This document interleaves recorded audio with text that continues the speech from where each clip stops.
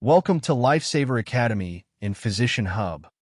I am so glad you're here with us because we're looking at something absolutely, incredibly powerful today. Just imagine this for a second. It's a completely normal day.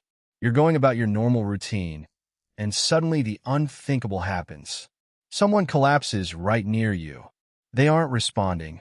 The stark reality is what you do in those next few sudden minutes could literally save a human life. Yes, you have the power to change an outcome from a complete tragedy to a story of survival. So today we are walking through the absolute essentials of the 5-step CPR protocol. We're going to break the whole shebang down clearly and logically. So if you are ever faced with a situation, you are ready to go. I really want to immediately place you in that high adrenaline moment. Picture it. Someone collapses right in front of you. Your heart starts absolutely pounding out of your chest. The adrenaline just floods your system. What is your very first move? See, we aren't dealing with abstract concepts today. We are preparing you to help a real person, someone's loved one, who needs your immediate, urgent help. We need a solid, and to overcome that initial shock and move straight into life-saving action. Okay, let's dive right into this. We have a clear roadmap to get you from panic to a structured process. Here is our agenda. 1. The critical first moments. 2. Assess safety and alert help. 3. The power of compressions. 4. Delivering rescue breaths. 5. How to use an AED. And finally, 6. Keep going. Save a life. Let's kick things off with Section 1, the critical first moments. Before we dive into the granular details, I want to give you a high-level cognitive anchor. If you remember literally nothing else today, burn these 5 sequential steps into your mind. Step 1, check safety and response. Step 2, call for help. Step 3, chest compressions. Step 4, rescue breaths. And Step 5, use the AED. Having this really simple 5-step outline in your head acts like a mental checklist when the pressure is on. It organizes your actions when chaos hits. Moving right along to Section 2, assess safety and alert help.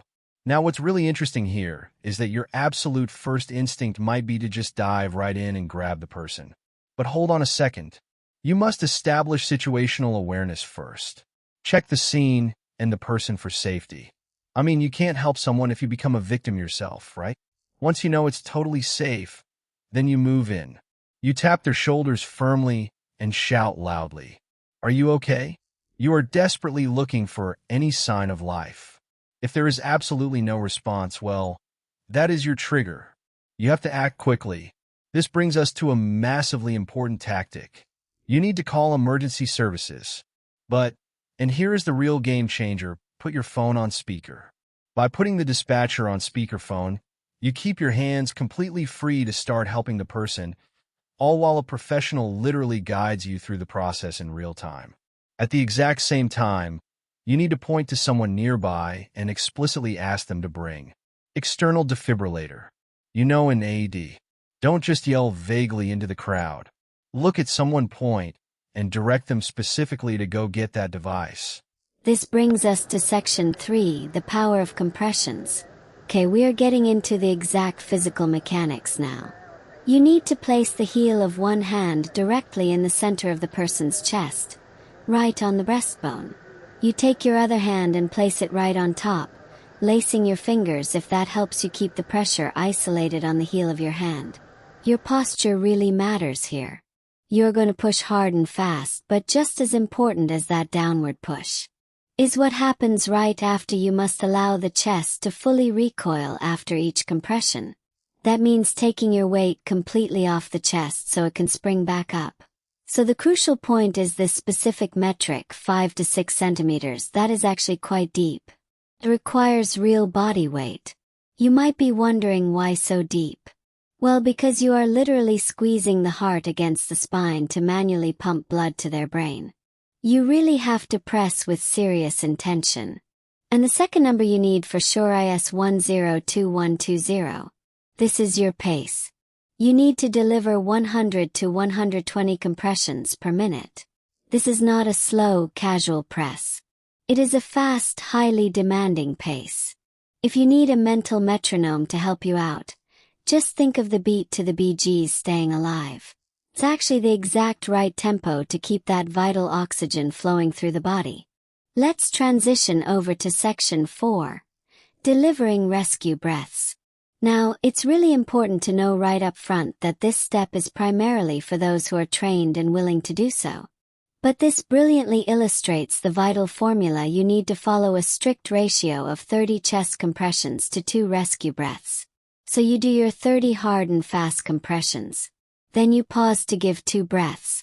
Each breath should last about 1 second. But how do you actually know if it's working? Well, you watch the body. You want to make sure the chest visibly rises with each breath. Once you give those 2 breaths, boom, you immediately go right back into 30 compressions, continuing that cycle without breaking your rhythm.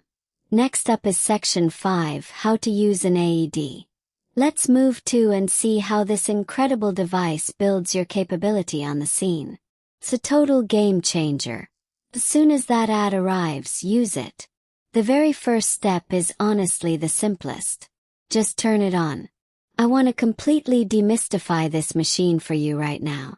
Once you turn it on, it literally talks to you. It gives you very clear step-by-step voice prompts. It'll tell you to attach the pads to the person's bare chest. Then the machine will independently analyze the heart rhythm. The absolute most important thing for you to do here is to make sure everyone is standing clear when the AED is analyzing, and especially if it advises and delivers a shock. Absolutely nobody should be touching the person during those specific moments. Finally, we've reached section 6. Keep going, save a life. So you've started the cycles of CPR. You are working incredibly hard, but when do you actually stop? The source material gives us 4 very specific conditions. You continue CPR until first, the person finally shows signs. Life second, trained professional help arrives on the scene and physically takes over from you. Third, you are physically exhausted and simply cannot continue. Or fourth, the scene suddenly becomes unsafe for you to remain in. Unless one of those 4 specific things happens, you keep pushing. I want to leave you with this final, incredibly empowering thought directly from the source text. Don't be afraid to act. Your CPR could help give someone another chance at life. Thanks for watching.